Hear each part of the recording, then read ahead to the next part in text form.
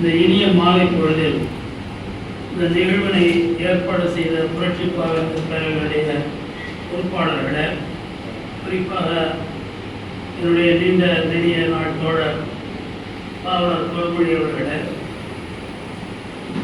என்னுடைய அருமை இளவல் செயலுக்கு சரியாக இருக்கிற செயலாளி அவர்களே, இந்த அருமையான மொழிபற்றிய பேத்தின்னு சொல்லலாம், மகள்னு சொல்லலாம்,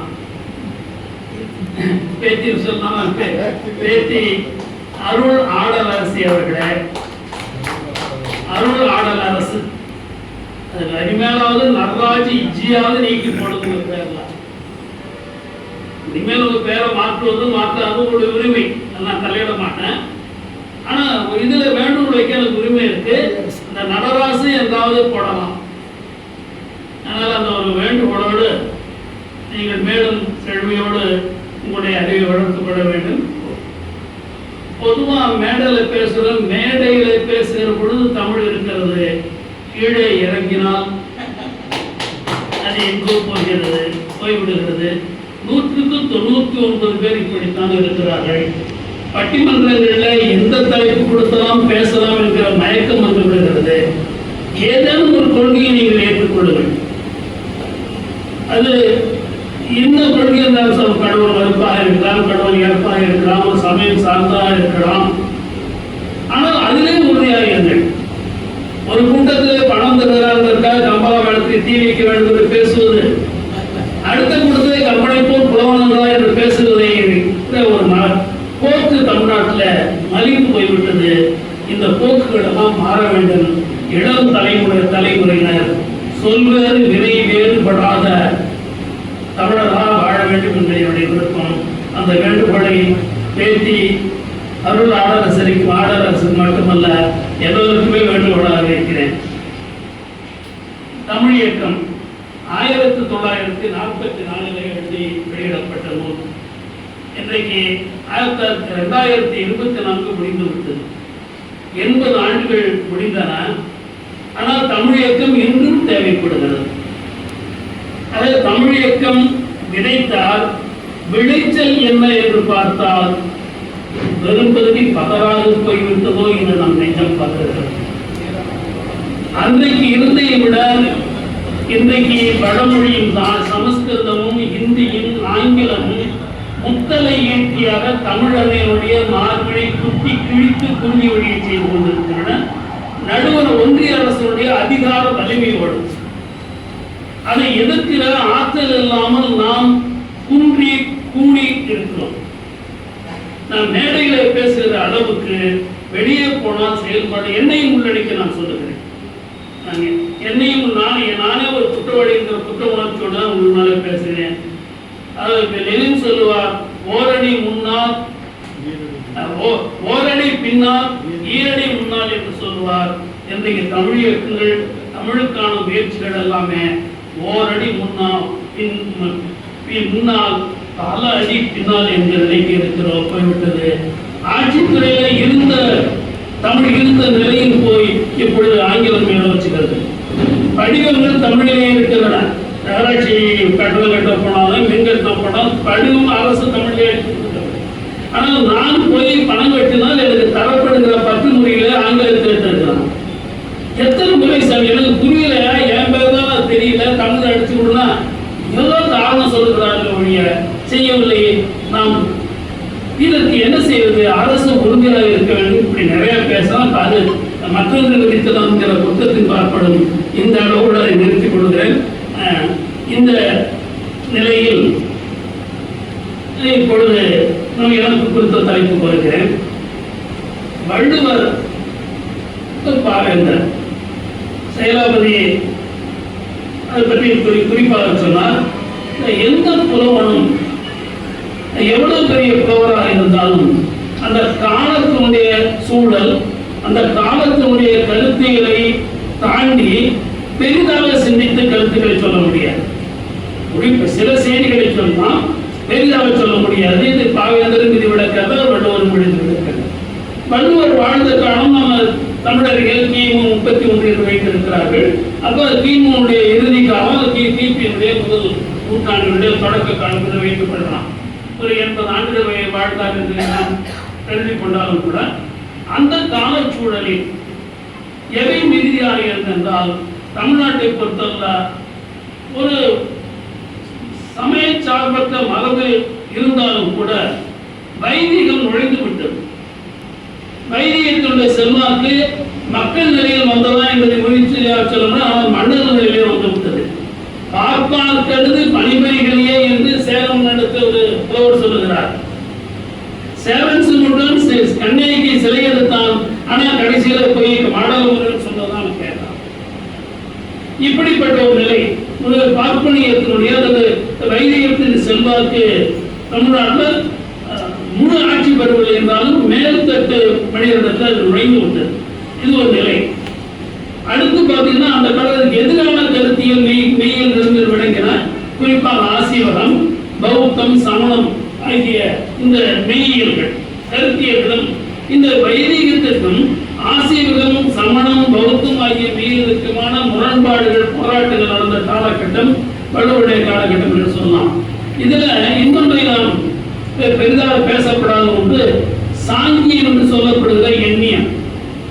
அது பாவேந்தர் தொல் கபிலர் ஒரு உருவாக்கிய ஒரு கருத்தியல் மெய்யியல் என்றால் அந்த தொல் கபிலர் திருவாரூரை சேர்ந்தவர் என்று பாவேந்தர் குறிப்பிடுவார். அந்த எண்ணியம் தான் வள்ளுவத்திற்கு முன்னோடி மூல ஊற்றி என்கிற கருத்தை அவர் பாவேந்தர் அழுத்தமாக பதிவு செய்கிறார். பாவேந்தருடைய காலம் 1891 1963. 10ஆம் நூற்றாண்டு இறுதி 9 ஆண்டு சின்ன பையனாக இருந்திருப்பாரு. 20ஆம் நூற்றாண்டு தொடக்கத்தோட 55 ஆண்டுகள் 60 ஆண்டுகள் தெளிவான சிந்தனையோடு வாழ்ந்த காலம். அவருக்கு ஒரு 5 அவர் வாழ்ந்த காலத்தில் ஒரு 5 இயக்கங்களுடைய ஒரு தாக்குதல் செல்வாக்கு அவர் மீது இருந்து என்று பேரறிஞர் சோனா கந்தசாமி குறிப்பிடுகிறார். சோனா கந்தசாமியின் ஒரு அறிஞர் இருக்கிறது நீங்க பல பேருக்கு தெரியாது. நீ தமிழ்நாட்டில் இருக்கிற மிகப்பெரிய அறிஞர் அவர் தான். தஞ்சையில் இருக்கிறார். ஆங்கிலத்தை புலமை வாய்ந்தவர், சமஸ்கிருதத்தை புலமை வாய்ந்தவர், பாலி மொழி படித்தவர், பல நூல்களை எழுதியவர், ஆழமான அழுத்தமான மிகப்பெரிய அறிஞர்.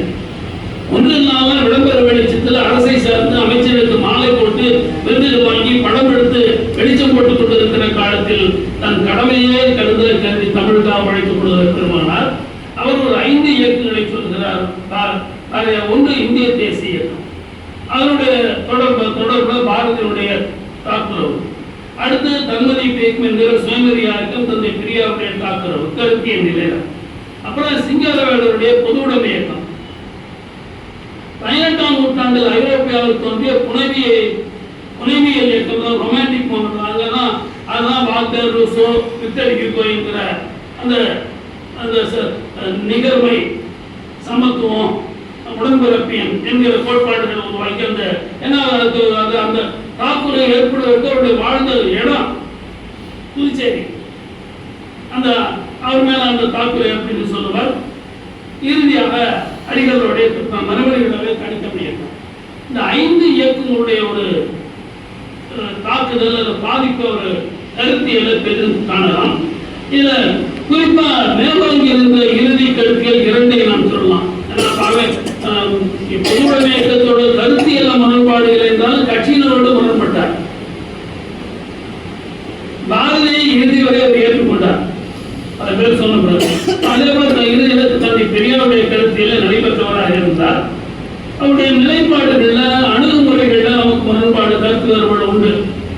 எந்த அறிஞர்னா அவருக்கு நிதி கொடுத்தாரோ அவரையே அண்ணாதுரையா எனக்கு பொற்கழி வழங்கியது என்று குயில்ல 4 கட்டு எழுதி எவ்வளவு இழிவா எழுத முடியுமோ அவ்வளவு இழிவா எழுதினார். திரௌபதி அம்மாவின் அளவு அப்படி அந்த அளவு சொல்ல பயன்படுத்தி விடுகிறார். அச்சா சொன்னா பொன்னப்பர்கள் வீட்டுக்கு தன்னுடைய அம்மா கூட்டிட்டு போய் வெளியே காத்து இருந்தவங்க அளவுக்கு இழிவா எழுதினார்.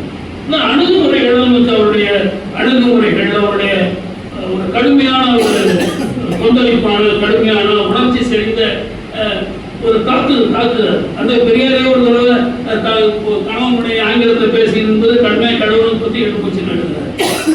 அப்படி உடனத்தோடு எதிர்மறையாக்குவது அதை ஒரு முக்கம் அதை பெரிதாக பேச வேண்டாம். ஏன் இது காரணம் என்னன்னா அவர் தன் மீது அளவு எழுந்த நம்பிக்கை வைத்திருந்தார். அவர் சொல்றாரு, எனக்கு நான் தலைவன், எவனுக்கும் நான் கட்டுப்பட்டேன் இல்லை. ஆழத்தில் புதைக்கப்படுகிறேன் அன்னைக்கு தமிழுக்கு தொண்டு செய்வதில் என்ன வரினும் அஞ்சேன். தமிழுக்கு எதிராக அவருடைய தலைவராக ஏற்றுக்கொண்ட தந்தை பெரியாரே கருத்து சொன்னாலும் கூட அதை பொறுத்து கொள்ளாத அழுத்தமான தமிழ் உள்ளம் அவருக்கு இருந்தது. அதுக்கு அவர் சொல்றாரு, இது ஒரு பெரும் பலம். இந்த பெரும்பலம் சொல்லிருக்க இந்த சமயத்தில் சொன்னீங்கன்னா அந்த இறைவனடி சேர்ந்தது அவங்க பெரும்பலம்பாங்க. கடவுளோட போய் சேர்ந்திருக்கதான் அந்த பெரும் பலம் என்று தமிழோடு இருப்பது. இது ஒரு பெரும் பலம். இதை நாம் தமிழ் புலவர் செயலாபதி நாங்கெல்லாம் அதை முயற்சி பண்ணணும். இன்னமும் தமிழ் பேராசிரியர் தமிழ் புலவர் தமிழ் பேராசிரியர் அடைந்தால் அந்த நாள் தமிழகத்தின் மீட்சி நாளாகும் என்று குயில் இதழ 1959 எழுதினாங்க. சரி, நம்ம வள்ளுவத்துக்கு வருவோம்.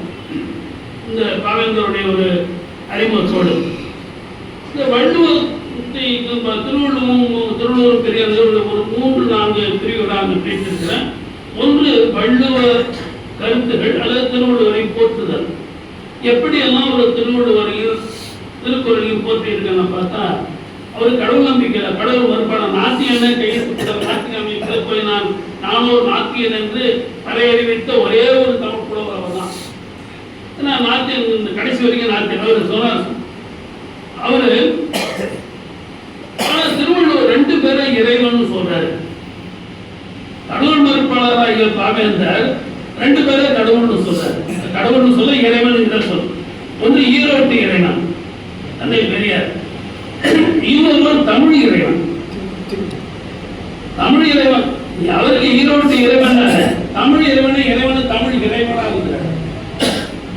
அந்த 1942 முதலாக இசை முதல் பகுதியில அந்த பாட்டு எல்லாருக்கும் தெரியும். அறம் இழந்து யாம் மரம் இழந்துமே அறிகிறாத போது யாம் அறிகிறாத போது தமிழ் இறைவனாரின் திருக்குறளிலே ஒரு சொல் எம்பி காட்ட மாட்டாயா, நீ எம்பி காட்ட மாட்டாயன்னு பார்த்தாரு. அது தமிழ் இறைவனாரின் திருக்குறள். சரி, அடுத்தது பார்த்தார் இன்னொரு பகுதியில 2 பேரையும் சுத்தார். புத்தரையும் 3 பேரை சுத்தார். புத்தர், பெரியார், திருவள்ளுவர். அந்த பாடலையும் சொல்ல அந்த பாடலுடைய தலைப்பு உலகிற்கு வீழ்ச்சி உண்டா. 1964 வெளிவந்த பண்பணி திரளில் வெளிவந்த பாடல். ஈரோட்டார் என் பெரியார். ஏன் அவரை ஏற்றுக்கிறார்? காரணம், மக்களிலே தாழ்வு உயர்வு போராட்டம் வேறுற்று போனால் உலகில் நலிவில்லை எய்து நலம் என்று அருளினாரே. உலகத்துல தாழ்வு உயர்வு இருக்கக்கூடாது, சாதியினால பொருள் நிலையில எதனாலையும் தாழ்வு இருக்கக்கூடாது. இந்த கருத்தை அவர் வலியுறுத்தினார். இது எப்படிப்பட்ட கருத்துனா, தலையின் மேல் கொள்ளவே தக்கதொன்றோ அன்னதும் தலையை வைத்து திம்பக்க வேண்டிய கருத்தாங்க. அடுத்து வள்ளுவரை சொல்ல, வள்ளுவனார் இப்பெரிய வையத்தை காப்பதற்கோர் தெள்ளு தமிழ் பாட்டும் செப்பினார். அகுது பகுத்துண்டு பள்ளியில் ஓம்புதல் நூலோர் தொகுத்தவற்றிலெல்லாம் தலை. அல்ல ஒப்புரவர பகுத்துண்டு பள்ளியில் ஓம்புதல் என்ற கருத்தை சொன்னால் குமுக நிகழ்மையை மனிதர்களுக்கு ஏற்றாளுடைய கருத்தை பெரியார் வலியுறுத்தினால இந்த 2 பேராலும் உலகத்தின் வீழ்ச்சி கிடைக்கும் என்று சொல்கிறார். பாரதி பாட்டு சொல்வார், வள்ளுவன் தன்னை உலகினக்கே தந்து மாணவர்கள் கொண்ட தமிழ்நாடு. இவர் என்ன சொல்றாரு, வள்ளுவனை பெற்றதான் புகழ் பெற்றதே வையகமே. தமிழகம் புகழ் பெறல, வள்ளுவனை பெற்றால் வையகம் புகழ் பெற்ற என்கிறார். இறுதியாக ஒரு அது எப்படிப்பட்ட திருக்குறள் அனுப்பு ஒரு மதிப்பீடு சொல்ல, ஒரு மதிப்பீடு மாதிரி பாரதிதாசன் கவிதைகள 2வது தொகுதியில் ஒரு பாடல், பல பாடல், ஒரு பாடம் மட்டும். வெல்லாததில்லை திருவள்ளுவன் வாய் விளைத்தவற்றுள் கொல்லாததில்லை. இதுதான் பெரியாரோட மாறுபடுறார்.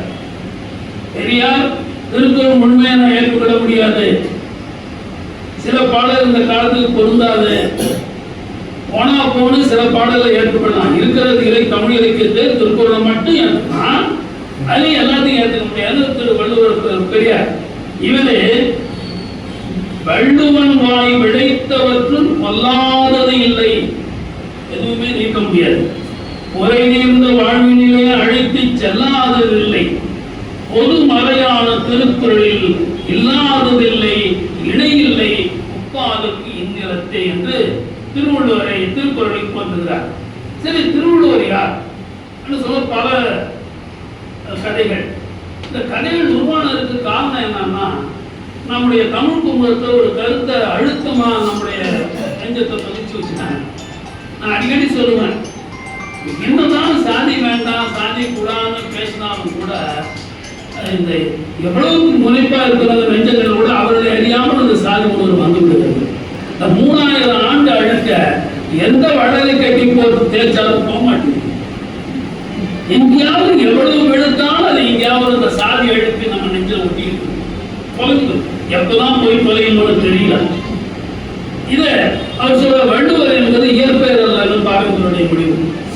தேவர் என்பது அவருடைய பெயர் இருக்கிறதெல்லாம் விரிவாக சொல்வதற்கு நேரம் தான். அது வள்ளுவன் என்பது உட்படு தர்ம தலைவர், ஒரு அரசுல அதிகாரியாக இருந்தவர். அது ஒரு அலுவல் பெயர். வள்ளுவன் என்பது அவருடைய இயற்பெயர் அல்ல. தேவர் என்பதுதான் தேவநாயகர் பின்னாடி இதில் வந்து திருவிழமாக வருது, அதை அவர் ஏற்றுக்கொள்கிறார். சரி, இவருடைய இது ஒரு திருக்குறளை திருவள்ளுவரை தந்தை பெரியார் சொன்ன பிறகும் அதுக்கு மாறாக முழுமையாக ஏற்கக்கூடிய கருத்தை சொல்லுகிறார் ஒரு செய்தி. அடுத்து இந்த வள்ளுவருடைய தாக்கம், வள்ளுவத்தினுடைய தாக்கம் அவருடைய படைப்புகள்ல எப்படி இருந்தது பார்த்தோம்னா நிறைய சொல்லலாம். ஒரு எடுத்துக்காட்டு முல்லைக்காட்டுல இருக்குது. பாரதியாசன் முதல் 2-3 தொகுதிகள் தான். எதிர்பாராத மொத்தத்துல இசையமுது, தேனறிவி, குறிஞ்சி செட்டு, பன்மணி திரள், ஒரு தாயின் உடம்பு எழுதுறது, இப்படி பல நூல்கள்ல திருக்குறளுடைய சொல்லாட்சி, திருக்குறளுடைய கருத்துகள் பயன்படுத்தி இருக்கிறார். அந்த கருத்துக்களை வலியுறுத்தி இருக்கிறார். திருக்குறள் எழுத்தாடாத, அது சொல்லாத, பயன்படுத்தாத தமிழ் புலவர்களே இல்லைன்னு சொல்லலாம். அது சங்க காலத்துல இருந்து புறநானூற்றிலேயே அறம்பாடித்து ஆயிழை கடவா என்பதிலிருந்து இன்றைய வரையிலும் இந்த திருக்குறளை மேற்கோளாக சுட்டாத, திருக்குறள் கருத்தை ஏற்று பரப்பாத, அது வலியுறுத்தாத புலவரே இல்லை என்று சொல்லலாம். அது பாவேந்தர் முடிவெடுக்கிறார். இது சொற்கள் சொற்றொடர் கருத்தியல் என்பதை தாண்டி முழுமையாக திருக்குறளை அப்படியே முழு பாடலை பயன்படுத்திய பாடல்களும் இருக்குது. அதில் இசை முதல் 4 தொகுதி 2ல ஒரு 4 பாடல்கள் அப்படியே குரட்டாக்கள். பாரதியாசன் கவிகள்ல ஒரு 3, அதே போல துர்வியத்துல 1, பாரதியத்துல ஒரு 7-8 இருக்கு. கண்ணகி புரட்சி கவியத்தில் ஒரு திருக்குறள். இதுல மணிமேகலை என்பவர் எப்படி அவருடைய முழுமையாக ஒரு சொல், ஒரு சொற்றொடர், கருத்தியல் என்கிறதை தாண்டி முழுமையாகவே அதை தவிர 50 பொருட்பாக்களை துல்லியமா நான் கணக்கு சொல்லலாம் ஒரு பயன்படுத்தி இருக்கிறார். அடுத்தது பார்த்தோம்னா ஒரு திருக்குறள் வாழ்வியல் எப்படி இருக்கணும், திருக்குறள் நெறியை முழுமையாக பின்பற்றுகிற ஒரு குடும்பம் எப்படி இருக்குங்கிறத குடும்ப விளக்கிறார் சொல்றார். என்னுடைய நெறியாளர் இளவரசு அவர்களை பற்றி சொல்லுகிற பொழுது குறள் ஓவியம் குடும்ப விளக்குங்கிறார். சுருக்கமா குடும்ப விளக்கும் குறள் ஓவியம், குறள் நெறியில ஒரு குடும்பம் எப்படி இருக்கிறது காட்சிப்படுத்தி இருக்கிறது அவருடைய கருத்து. அவர் பாரதியாசன் நாயகல மிக சிறந்த தமிழறிஞர். ஆனால் அவர் கருத்தை நான் ஏற்றுக்கொள்கிறேன் முழுமையாக. அடுத்து சொல்ற திருக்குறளின் பிழிவாக அமைவது குடும்ப வழக்கு. இந்த திருக்குறள் கருத்துக்களுடைய எல்லா சாரமாக அடிப்படை கருத்துக்களை பிழிந்து தருவது குடும்ப வழக்கு என்று அவர் மதிப்பிட்டு சொல்லுகிறார். அதனால எப்படி இருக்கான சான்றுகள் ஏதாவது இருக்கா, போகிற போக்கில் அவர் சொல்லிட்டாரு பார்த்தா இல்லை. சில காட்சிகளை மட்டும் சொல்லலாம். அந்த நகைமுத்து குடும்ப தலைவி மக பையன் நகைமுத்து மகள் சூழ்நிட்டு இருந்தான். கணவன் வேலைப்பான். நகைமுத்தை பார்த்து கேட்கிறா, உடம்பு நல்லா இருக்கா? நகைமுத்து உடம்பு நன்று தானேன்னு கேட்கிறான். நகைமுத்து பதில் சொல்றான். பாரதி மணியை பொழுது போவது என்று கடிதம் எழுதின பொழுது, பொழுது போவது என்றால் நீ தமிழை படித்துக் கொண்டது, எப்போதும் தமிழை படித்துக் கொண்டதுன்னு எழுதினான். காசியில் இருந்துட்டு சமஸ்கிருத ஸ்லோகம் வேதம் படிச்சுண்டு பகவத்கீதை படிச்சுட்டு எழுதுறார். அதனால பாரதியாசன் பாரதியை ஏற்றுக்கிறார். அங்கிருந்து எழுதுதான்.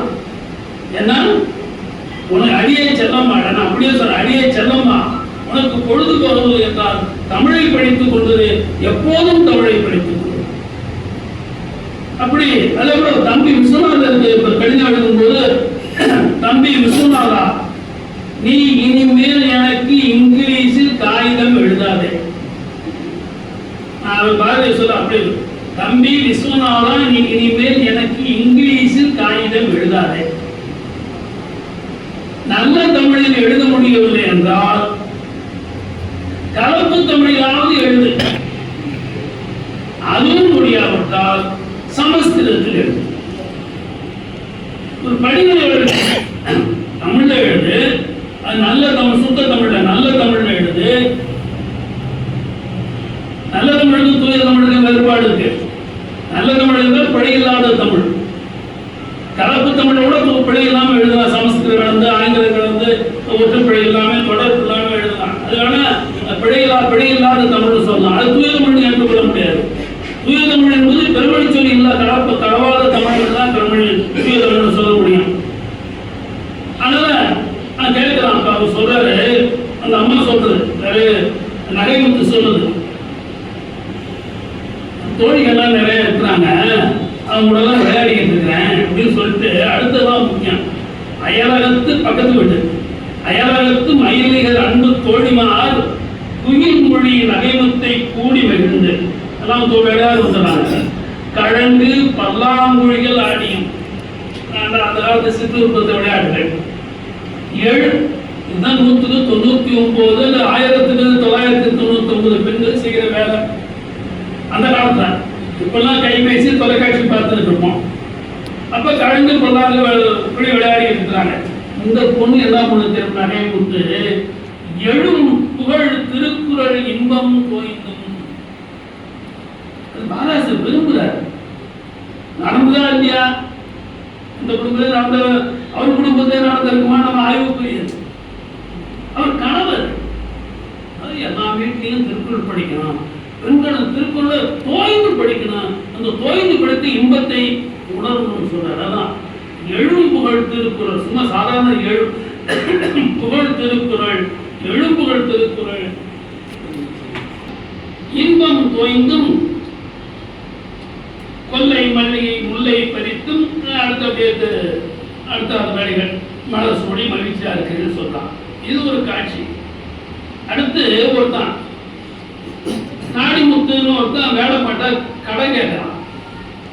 எதுக்கு கடன் கேட்கறான் தெரியுமா? கோயிலுக்கு போய் போகணும், 10 ரூபாய் கடன் கொடுன்னு கேட்கறான். இவன் உடனே எனக்கு வேலை பண்ண சொல்றான், கோயிலுக்கு காட்டுப்பா அப்படின்னு அந்த நேரம் ஒரு பொண்ணு கேட்குது. அமிழ்து கேட்டோன்னா வேலை பண்ண சொல்றான், குரலிலே கோயில் இல்லப்பா, குரலிலே கோயில் இல்லையம்மான். இன்றியமையா ஒன்றுக்காக கடன் 10 ரூபாய் கொடு. இது நாடிமுத்து கேட்கிறான். இவன் உடனே என்ன அவனை பதில் சொல்லுறான், காட்சிப்படுத்துறார். அமிழ்து மகன், நகைமுத்து வேடக்கூடிய மகன் அமிழ்து குழந்தை என்ன பண்ணுது, திருக்குறள் ஒன்றை அங்கீகர் கொடுத்து வெக்கத்தை விட்டு சொல்றேன், திருக்குறள் இல்லாத தமிழ் பேராசிரியர் வீடுகளும் இருக்கின்றன, இருக்கின்றன. இதுதான் தமிழ்நாட்டு நிலைமை. உணர்ந்தாதான் பாரதியார் சொல்றாரு, எல்லா வீட்லையும் இருக்கணும், படிக்கணும், அது இன்னும் போயிடும். அமிழ்துக்கு குழந்தை கீழே திருக்குறள் ஒன்றை அங்கையில் தூக்கி வந்து தொப்பனை போட்டு கோயிலுக்கு காட்டப்பா, திருக்குறள் கோயிலுக்காக காட்டுன்னு கேட்குது. இவன் குரலிலே கோயில் இல்லையம்மா அப்படின்னு விட சொன்னான் வேடத்தான்.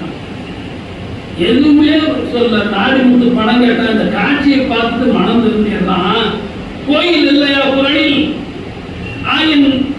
என் பணத்துக்கு இல்லை அழிவு.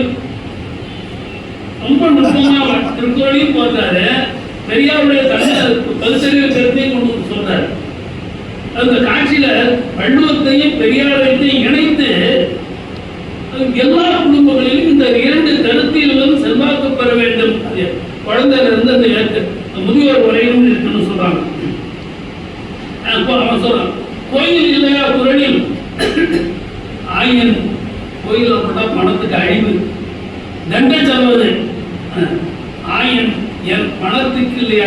பணம் வேண்டாம்னு போயிடறான். இது ஒரு காட்சி. அடுத்து அப்படியே அவரோட பேசுறது கொஞ்சம் விரைவா போவோம். முதியோர் காலம் சில பாடுறது விட்டுட்டேன். அதை சொல்லுவாரு, அதையும் சொல்றேன். அமிழ்து முல்லை கொடி அடியில் குழந்தை விளையாடி இருந்தது. என்ன பண்ணுது இந்த குழந்தை? மைய வச்சிருக்க எழுதுல அந்த மைய எடுத்து மணல்ல கலந்து சித்தில் எடுத்து விளையாடு. அந்த மணல் வீடு நீல வண்ணத்துல இருக்கு. அது சமைச்சு என்ன பண்ணுது? சிந்தாப்பா அப்பாவுக்கு சோத்தையும் மணலையும் கடந்து போகுது. இந்த மணலை வீடு கட்டி அதே கையால சோத்தையும் எடுத்து அப்பா அது அப்பா கிட்ட கொடுத்துது. அப்பா சாப்பிடு அப்படின்னு சாப்பிடுறான். சாப்பிட்டான்னு ஒரு சொல்றான். ஆகட்டுப்பாடு அமிழ்து முல்லை கொடி அடியில் நீலமையை கடந்து சித்தில் ஒன்று செய்து முடித்தவன் விளக்க வேண்டாம். சித்தில் ஒன்று செய்து முடித்தவன் தன்னை உண்ணும் தயிரின் சோற்றை அங்கேயால் உண்டு என்றார். மணல் கையோட சாப்பிட சுவையா இருக்குன்னு அந்த குடலை சொல்லுது. அப்பனும் அதனை வாங்கி உண்டான். ஆனா என்னமா இதை சாப்பிடாத, நானும் வேண்டான். ஆனா அவரை விடுவிடா, அதான் இயற்கை. அப்பனும் அதனை வாங்கி உண்டான். மகிழ்வுக்கு கண்டு மகிழ்ந்தாள். சொல்ற சேரும் சோறும் தந்தைக்கு தேனை, நீலத்தயிரும் நிலா நிலத்தயிரே. தயிர் நிலா நடந்தது இருக்கணும், மஞ்சள் வெண்மையும் கடந்த நல்ல தயிரா இருந்தா. ஆனா இது நீல நிறத்துல இருக்குன்னா இவருக்கு நிலா தயிர் தான். இதுதான் திருப்பதி அப்படியே கையாண்டாரு. அமிழ்தம் ஆத்தை இனிதே தம்மக்கள் சிறுகை அறாவிய கூழ் ஆட்சி என செப்பிய வள்ளுவர் வாய்ச்சல் பொய்யென வெள்ளுவர் எவ்வளவோ விரிவி குலைகிறேன். இது அப்படியே இந்த அமிழ்தனும் ஆத்தையிலே தம் மக்கள் சிறுகை அறாவிய கூழ் என்கிற குரல் உண்மைதான். யாராவது பிழை என்று சொல்லுவார்களா? வள்ளுவர் வாய்ச்சல் பொய் என்று யாராவது சொல்லுவார்களா? அக்குழந்தை உண்டது, தந்தையும் உண்டான். இது தமிழ் மதம்னு காமிக்கிறார். சரி, கடைசியா என்ன மாதிரி எனக்கு 83 84 பிறந்துச்சு. பாரதியாசப்படத்தை அன்பு முதியவரே தமிழ் தொண்டு என்றால் நரம்பெல்லாம் உணர்வாகி நரம்பெல்லாம் இருப்பாகி நனவெல்லாம் உணர்வாகி நன்னடியோட உடன்படி நானும் தினம் கொண்டு ஆரம்பிச்சிருக்கிறான் மூட்டு வழியினால. சரி, முதியோர் கடைசியில் என்ன பண்ணாங்க? நல்ல முதியோர் இணையர்கள் தூங்குறதுக்கு முன்னால என்ன பணி செஞ்சேன்னு நினைச்சு பார்க்கலாம். இந்த தலைவி சொல்றான், குடித்தோமே பாலின் கஞ்சி. இவரு என்ன பண்ண கடைசியா ரொம்ப நல்லா கவனிங்க. இங்க மருத்துவத்தையும் சொல்றாரு, இரவு நேரத்துல வலுவான உணவு நிறைய பரோட்டா சாப்பிடக்கூடாது. எளிதில் செரிக்கக்கூடிய எளிய உணவு சாப்பிடணும். இதை அவர் சொல்லல வெளிப்படையா, அவனுடைய உட்பொருள் இருக்காது. மருத்துவர்லாம் அவங்க சொன்னாங்க, இரவுல கொஞ்சமா சாப்பிடுங்க, எளிதில் செரிக்கக்கூடிய சோறெல்லாம் சாப்பிடுங்க, இட்லியை சாப்பிடுங்க, அல்லது ஒரு பழங்களை சாப்பிட்டு விட்டுருங்க. ரொம்ப இரவுல உணவு இதெல்லாம் சாப்பிடாதீங்கிறாங்க. சொல்றாரு அவங்க காட்சியில் சொல்றாரு, குடித்தோமே பாலின் கஞ்சி. நம்ம நானும் இருந்தால் எங்கள் குடும்பத்தை எல்லாம் பால் சாப்பிட்டு தூங்கிடுவோம். அந்த கிழவனும் கிழவி என்ன பண்ணியிருக்காங்க தெரியுமா? பாரதியாசன் கிழவனும் கிழவிய உரட்பாவில் 2 செய்யுள் படித்தோமே. உரட்பாவில் 2 செய்யுள் படித்தோமே. சரி, எப்படி 2 காட்டம்னு சொல்லிட்டாங்க? இல்ல, அவற்றினுக்கு விரிவுரை பலவும் 5 முடித்தோமே. இல்ல 2 குரல் படிக்கத்தான் உங்களுக்கு நேரம் இருந்தாலும் இல்ல, ஒரே வேறுபாடெல்லாம் பார்த்து இந்த திருக்குறளை ஆராய்ந்தோம். அவற்றினுக்கு விரிவுரை பலவும் 5 முடித்தோமே. எப்ப தூங்குனீங்க? தூக்கம் வரல, பொழுது குரல் படிச்சனால நினைவே இல்லை. மொனமணந்து மணிப்பொறி சரியாய் பத்து அடித்தது தூங்கினேன். மணி அடிச்சு தூங்க சொல்லிச்சு, அதுக்கப்புறம் தான் தூங்குனேன். இப்படி தூக்கத்தை மறந்து கணவனும் மனைவியும் குடும்பத்தார் வளர்ந்ததிலிருந்து முதியோர் வரையில் எல்லோரும் குரலை படிக்க வேண்டும், குரலில் தோய்ந்து இன்பம் காண வேண்டும் என்பதை குரலோவியமான குடும்ப உலகில் காட்சிப்படுத்தி இருக்கிறார் பாரதியாசன். இறுதியாக திருக்குறளுக்கு உரை எழுதினார். ஏன் எழுதினார்? நான் ஒன்று இந்த திருக்குறளுக்கு வந்து ஒரு உரை எழுதிய பெருமையில தொடர்ந்து அந்த பழைய உதாசம் பதினொன்றுல இருந்து ஆரம்பிச்சு பலரும் கடைசியா கீவாசா வசனம் வரையிலும் எல்லாருமே வைதிக சார்பு வேத நெறிப்பட்டது மனு நீதியை ஏற்றுக்கொண்டது என்றெல்லாம் ஆரிய சனாதன பார்ப்பனிய கோட்பாடுகளை வலியுறுத்துகிற நூல் திருக்குறள் என்பதை உரையாசிரியர்கள் பலர் வலியுறுத்திய காலகட்டம். விடுவாங்களா? வைணவர்கள் எங்களுடன் சொன்ன அவர் வைணவ உரை எழுதினாங்க. சமணர் ஜைன உரை எழுதின ஜைன உரைன்னு ஒன்று இருக்கு, திருக்குறள் ஜைன உரை ஒன்று இருக்கு. இப்படி அந்தந்த சமயத்தவர்கள் எங்களுடைய இலக்கியம் எங்களுடைய அறநூல் என்று சொல்லிக் கொண்டிருக்கிற காலகட்டத்தில் 20ஆம் நூற்றாண்டுல தமிழ்நாட்டில் மிகப்பெரிய மாற்றம்.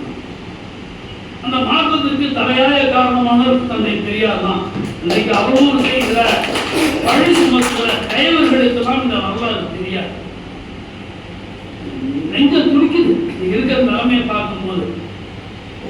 சரி, அதுக்கு இந்தியாவில் இருக்கு திராவிட இயக்கம் தான் குறிப்பாக காரணம். திராவிட இயக்கத்திலும் குறிப்பாக திராவிட முன்னேற்ற கழகம். இந்த இடத்துல ஒரு செய்தியை உங்களோடு பகிர்ந்து கொள்ளணும். தந்தை பெரியாருடைய பகுத்தறிவு கொள்கையை 100க்கு 100 ஏற்றுக்கொண்ட பாரதிதாசனும் பேரறிஞர் அண்ணா அவர்களும் தந்தை பெரியாருடைய மொழிக் கொள்கையை இலக்கிய அணுகுமுறையை 100க்கு 100 ஏற்றுக்கொள்ளவில்லை.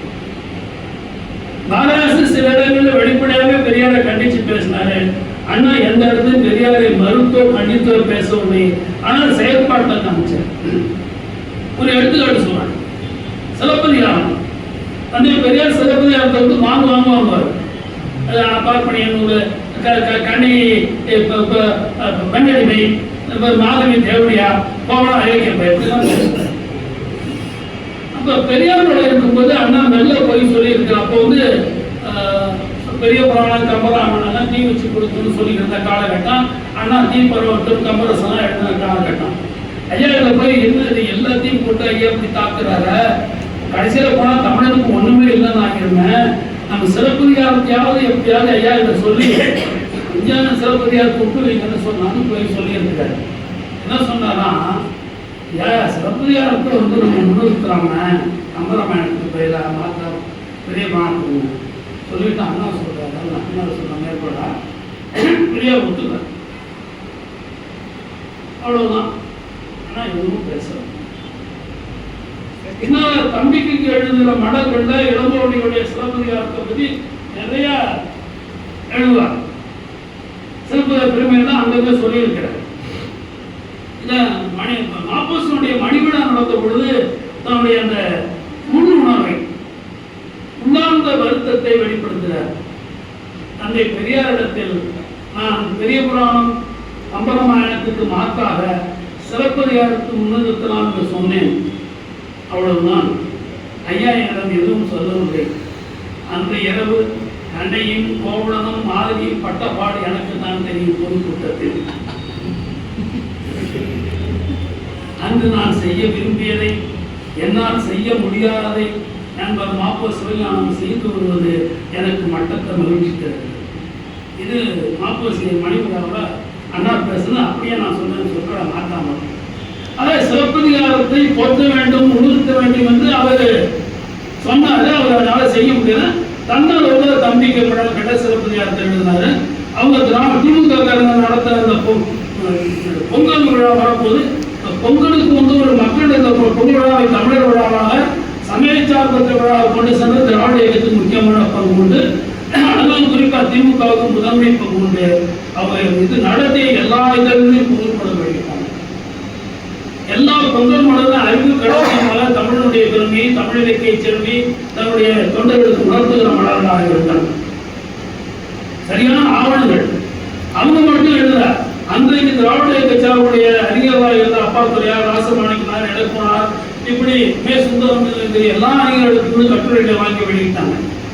அப்படி இருந்த காலகட்டம் இந்த திராவிட இயக்க அறிஞர்கள் பலரும் இந்த பின்னால புலவர் குழந்தை தொடங்கி பெரியார் கருத்தை முற்காலம் மருத்துவம் இல்லை, முழுமை திருக்குறள் பார்வை முழுமையாக ஏற்றுக்கொள்ள முடியவில்லை.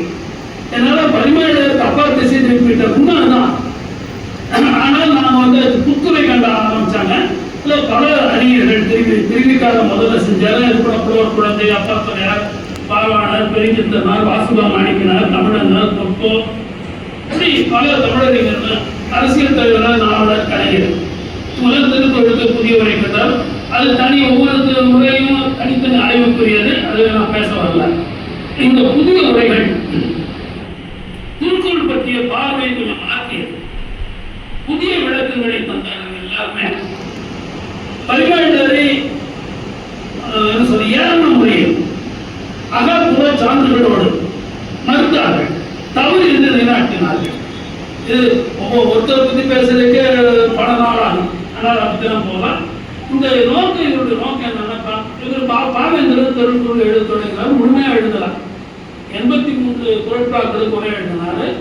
அது 3ஆம் வெளிவந்தது. அது பின்னால் அதுக்கு பிறகு அண்ணாதுரை என்பவர் திருக்குறள் உரைத்திறன் பற்றி ஆய்வு செய்து 5 கையெழுத்துப்படி இருக்கிறது. 5 உரைகளுக்கு கண்டெடுத்து அதையும் சேர்த்தார். மொத்தம் 88 கிடைச்சிருக்குது. ஆனால் வேறு சில சான்றுகளின்படி 520 குறட்பாக்களுக்கு ஒரு உரை எழுத திட்டமிட்டு இருந்தார் என்பது உறுதியாக இருக்கிறது. அது கிடைச்சிருக்கிறது 88 தான். இதுல ஏன் எழுதினார்? இதற்கான 2 காரணங்கள். ஒன்று, பெரியாருக்கு குறள் பற்றிய தெளிவுபடுத்துகிற நோக்கம். பெரியார் ஒரு மறுத்து எழுதுறார். ஆனா அதே சமயத்தில் பெரியாருடைய குறள் பார்வை தவறு என்பதை உணர்ந்து அவருக்கு உண்மையான குறளை உணர்ந்தால் பெரியார் குறளை முழுமையாக ஏற்றுக்கொள்வார் என்ற நம்பிக்கையோடு திருக்குறள் புதிய உரை எழுதினார். அது ஒன்று. இரண்டாவது, பரிமேலழகர் கருத்தை மறுத்தல், தவறான கருத்தை, வைதிகன் சார்பினை மறுத்தல். இதற்கு 3வது நோக்கம், தமிழனுக்கு என்று தமிழருக்கு முன்னால் ஒரு தொல் மரபு இருந்தது. ஒரு மெய்யிய மரபு, கருத்திய மரபு, அறிவு மரபு இருந்தது. அந்த அறிவிய மரபு, தொல் மரபு, எண்ணியம், திருவாரூர் தொல்கபிலருடைய எண்ணியம், சாங்கியம், அந்த தொல் மரபு, அறிவிய மரபு, அது தமிழை சார்ந்தது என்பதையும் இதை சார்ந்துதான், இதை பின்பற்றி தான் வள்ளுவர் எழுதியிருக்கின்றதை நிறுவுவது. இந்த 3 நோக்கங்களுக்காக அவர் 3 நோக்கங்களாக குறளுக்கு உரை எழுதினார். அந்த நூலில் அவர் வள்ளுவர் உள்ளம், திருவள்ளுவர் உள்ளம் என்றுதான் அவர் திருவள்ளுவர் உள்ளம், திருக்குறள் என்ற தலையை வைத்தார். இது இந்த பரிமேலழகரை மறுப்பது என்பது புரிதவாக சோபராசரை மறுத்திருக்கிறார். அறத்தாறு இன்னொரு வேண்டா சிவிகை பொருத்தமாறு உண்டாம் விடையை மறுத்தார். சம்பந்தன் சிவிகை பறித்தார் பெருகுவர் பற்று உந்தும் சிவிகையின் உந்து. அது சொல்ற சம்பந்தர் மேல உட்கார்ந்து இருக்கிறாரு, சமுதிரத்துக்கு போறாரு, இதை பார்த்து நீங்க தான் அறத்தாருன்னு சொல்லாதுடா. அதை மறுத்துட்டாங்க. 2 பேரும் சமமானவர்கள், உயர்ந்தவர்கள் தான். அதனால மேல போறவன் தாழ்ந்தவன், உட்கார்ந்துருக்கவன் உயர்ந்தவன், கீழே தூக்குறவன் தாழ்ந்தவன் சொல்றாரு. சோபராசிரியர் நல்லவர் பரிமேலழகர் கருத்தை மறுத்து இருக்கிறாரு. அதனால விரிவாக யாரையும் எழுதல. பாவேந்தர் முறை எழுதிய பிறகு இது முதலே சொன்னது போல ஆரியம் இந்த பக்கம் எதிராக திராவிட தமிழியன், பரிமேலழகர் எதிராக பாவேந்தர், கீதை மனு நூலுக்கு எதிராக திருக்குறள். இவற்றை நிறுவுவதற்காக அவர் எழுதியிருக்கிறார்கள். சொல்ற அவரே இருவேறு நூல்கள், அதாவது இந்த பார்ப்பனிய வைதிக வேத வழிபட்ட நூல்கள் வேறு தன்மை வாய்ந்தவை, தமிழ் மரபு சார்ந்த நூல்கள் வேறு தன்மை வாய்ந்தவை. இதை சொல்ற இருவேறு நூல்கள், இருவேறு கொள்கைகள், இருவேறு மொழிகள், இருவேறு பண்பாடுகள் உள்ளன உணர்தல் வேண்டும். குறளுக்கு அடிப்படை எண்ணியம் ஆரூர் கபிலர் அருளிய எண்ணூல் அடிப்படை தன்னில் அருளினார் என்க. ஆரூர் கபிலர் திருவாரூர் கபிலர் எண்ணிய அடிப்படை தான் திருவள்ளுவர் எழுதினாங்கிறது தெளிவாக சொல்றாரு. உடனே இது நாத்திகது போய் ஒரு மத கருத்தை சொல்றாரு, நம்ம தப்பா நினைச்சுக்கோங்க. அடே அது மத சார்பத்தது சாங்கியம் மதம் வந்து தத்துவ நூலே, அது ஒரு பிலாசபி, அது ஒரு மெய்யியல் கருத்தியல், அதை மதம்னு நினைக்காதீங்க சொல்லிட்டு அதுக்கப்புறம் இந்த நூல்களை எப்படி ஆராயணும் இலகுமார் நம்ம இலகுமாரா சொல்லுவாரு. திருக்குறளுக்கு உரை எழுதுறோம், திருக்குறளத்துல சான்று தேடணும். அதை சரியா கிடைக்கலன்னா சங்க இலக்கியத்துக்கு போ, தொல்காப்பியத்துக்கு போ, பெருமொழி நூல்கள் இருந்து வராதுன்னு எழுதுவார். இது அவருக்கு முன்னாலே பாவேந்தர் சொல்லியிருக்காரு. அதெல்லாம் இளங்குமரன் முதல்ல சொன்னாலும் தப்பா நினைச்சிட்டு இருந்தான். பாவேந்தர் சொல்றாரு, தமிழர் நூற்கொள்கை, தமிழர் அல்லாதார் நூற்கொள்கை என பெரும் பிரிவுள்ள கொள்கைகளை வைத்து தமிழ் நூலின் முறை ஆராயப்பட வேண்டும். தொல்காப்பியம் முதல் திருக்குறள் வரைக்கும் உள்ள தமிழ் பெருநூல்கள் உரைகள் பெரும்பாலும் உரையாசிரியர் மதம் பற்றியவை. அவைகளை முடிந்த முடிவாக பண்ண முடியாது. நான் உரையாசிரியருடைய கொள்கை என்னவோ அதை சொல்லியிருக்கிறான், அதை வள்ளுவர் கருத்து என்று ஏற்க முடியாதுன்னு சொல்லிட்டு பரிமாற்றம் எப்படிப்பட்டவர் சொல்றார். தமிழரை காணுமாறு இல்லை, தமிழரின் எதிர்ப்புறத்துள்ள இனத்தார் மேன்மையின் செருகதே கண்டோம். அதுமாதிரி என்ன இருக்குன்னா, தமிழ் இனத்திற்கு எதிரானவருடைய மேன்மையை செருகி இருக்கிறாரு. மறுத்து என்ன சொல்றாரு, வடநூல் கொண்டே வள்ளுவர் குரலை இயற்றினார் என்று எண்ணம் ஏற்படி உரை செய்துள்ளார் பரிமையாளர். அதை மருத்துவர் சொல்றாரு, இடைச்செடிகள் வள்ளுவரில் இல்லை என்று அண்டை தமிழ் யாவிலும் முன்னேற்பேன் என்று சொல்லிட்டு அந்த உரையில என்ன பண்றாரு, பரிமையாளர்களுடைய உரை மறுத்து அந்த ஆரிய பண்பாடு, ஆரிய மரபு, ஆரிய பெயர், ஆரிய கருத்துகள், ஆரிய வாழ்வியல் வேறுபட்டவை, தமிழுடைய வாழ்க்கைகள், தமிழுடைய பெயர், தமிழுடைய கருத்தியல், தமிழுடைய நெய்யியல் எல்லாம் தனிப்பட்டவை, இந்த இரண்டும் முரணானவை. எனவே பரிமையாளர் ஆரியத்தை வைதிகத்தை விளையாட பொருத்தம் இல்லை என்று பரிமையாளரை மறுத்து தமிழ்மையை நாட்டுகிறார். இரண்டாவது தான் ரொம்ப முதன்மையானது, தமிழ் நெறி திருக்குறள் நெறி முழுமையும் ஏற்புடையது என்று சொல்றது. தமிழ் திருக்குறள் நெறியில எதையும் தள்ள முடியாது. அதனால கடவுள் வாழ்த்துக்கு உலகின் தோற்றம் சொல்லுவார். பால் அறிவந்ததுக்கு தெளிந்த அறிவினன்பார். ஒவ்வொரு பொருளுக்கும் உரையை பற்றியே தனியா பேச நேரம் சொல்லுவேன்.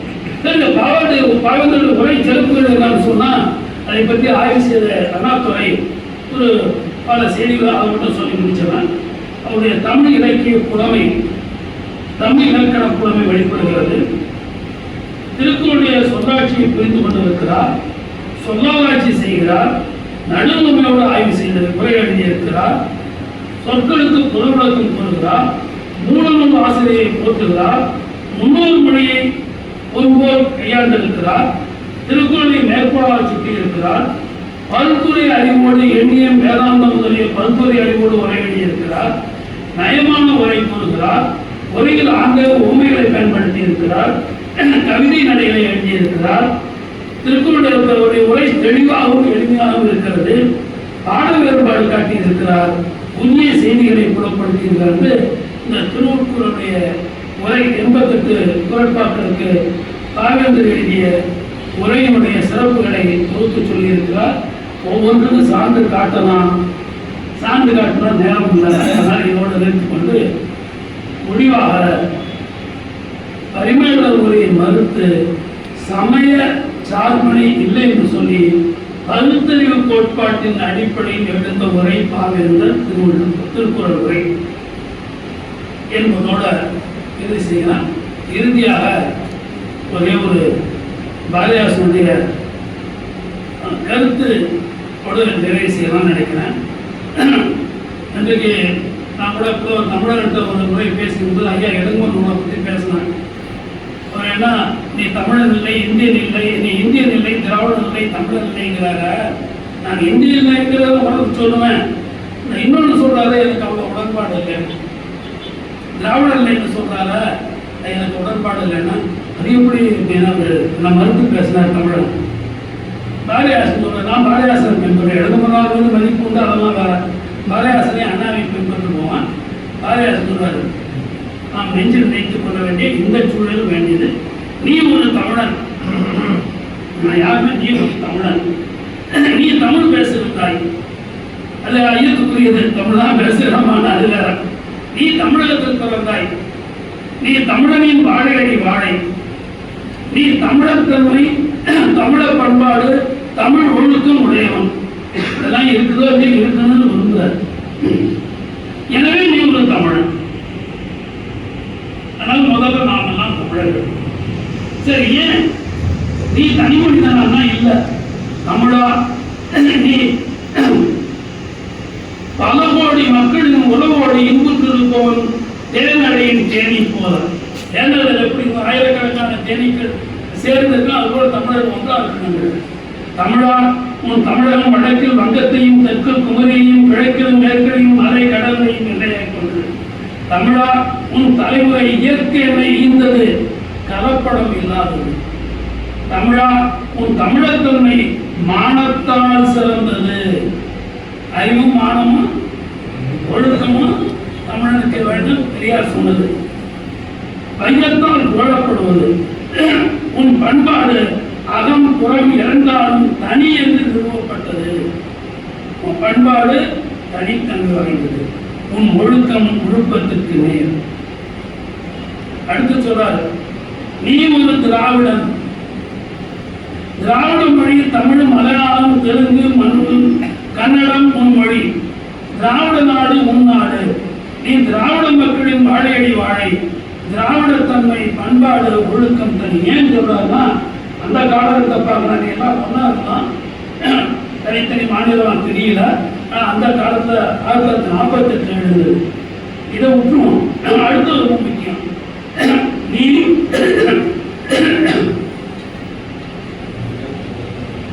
ஆரியன் அல்ல,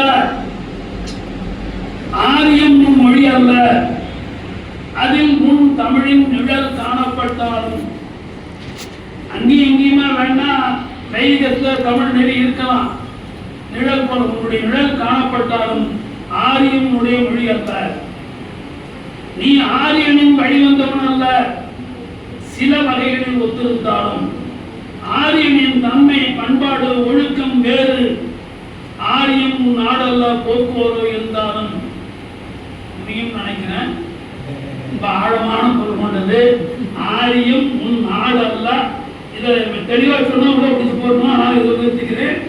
ஆரியம் உன் நாடல்ல, போக்குவரவு இருந்தாலும், நிலவழி இணைந்திருந்தாலும். ஆரியம் இந்த வெப்பின் வடதேயம். வடமொழி பேர் என்பது நானார்த்தத்தை மிகிறது. நான் சொல்ல எனக்கு முன்னால சொல்லியிருக்கேன், நம்ம பாட்டேங்கிறார். ஆரியம் விந்தமலையின் வடக்கில் உள்ள நாடு. ஆரியம் என்பது வடக்கில் பேசும் மொழி என்பது இதன் பொருள். இது இன்றைக்கு எந்த அளவுக்கு பொருந்தும் என்றால், முழுமையாக நம்ம பொருந்துன்னு சொல்ல மாட்டேன். ஆனால் ஒன்று, நான் திராவிடனாகவும் இருக்கிறேன், தமிழனாகவும் இருக்கிறேன். ஏன்னா தமிழ் என்பது என்னுடைய மொழியினால, மரபுனால தமிழன். நான் ஏற்றுக்கொண்டிருக்கிற நிகழ்மை கோட்பாட்டினால நான் திராவிடன். திராவிடம் என்பது இன்றைய காலகட்டத்தில் இனத்தை குறிக்கின்ற குறியீட்டு சொல்றது மாறிடுச்சு. ஒரு திராவிட நாட்டை குறிக்கிற இணை குறியீட்டு சொல் என்பது மாறிவிட்டது. ஆனால் தமிழ் பண்பாடு தனிப்பட்ட பண்பாட்டு மரபை ஒழுக்க விழுமியங்களை கொண்டது தமிழ் பண்பாடு. அதை திராவிட பண்பாடு என்ற சொல்லால் குறிப்பது தவறில்லை. அதே போல இதையெல்லாம் தாண்டி மனிதர்கள் எல்லோரும் நிகழ்மையாக, குமுத நிகழ்மையுள்ளவராக, சாதிகளற்ற, மதங்களற்ற, பொருளியல் ஏற்றத்தாழ்வற்ற ஒரு குமுத அமைப்பை வலியுறுத்துவது திராவிட கோட்பாடு. எனவே இந்த கோட்பாட்டு அடிப்படையில் நான் தமிழனாகவும் இருக்கிறேன், திராவிடனாகவும் இருக்கிறேன். திராவிட தமிழ் என்று சொல்வது எனக்கு எந்த கூச்சமும் இல்லை, வெட்கமும் இல்லை. அதை கருவாட்டுக்குழு சாம்பார் என்று சொல்லுவார்கள். தமிழ் என்று சொன்னால் பத்தினி பரத்த என்ற கேள்வியோடு நான் வாய்ப்புக்கு நன்றி கூறி சில உரை மேற்கோள்களை விளக்கம் தர முடியவில்லை. பொறுத்தொருட வாய்ப்பு இருப்பவர்கள் இந்த நூலை முனைவர் அண்ணாதுரை எழுதிய திருக்குறள் உரைத்தல் நூலை படித்து மேலும் செழுமைப்படுத்திக் கொள்ள வேண்டி மீண்டும் வாய்ப்புக்கு நன்றி கூறி அருள் ஆடலாசை வாழ்த்தி விடைபெறுகிறேன். நன்றி.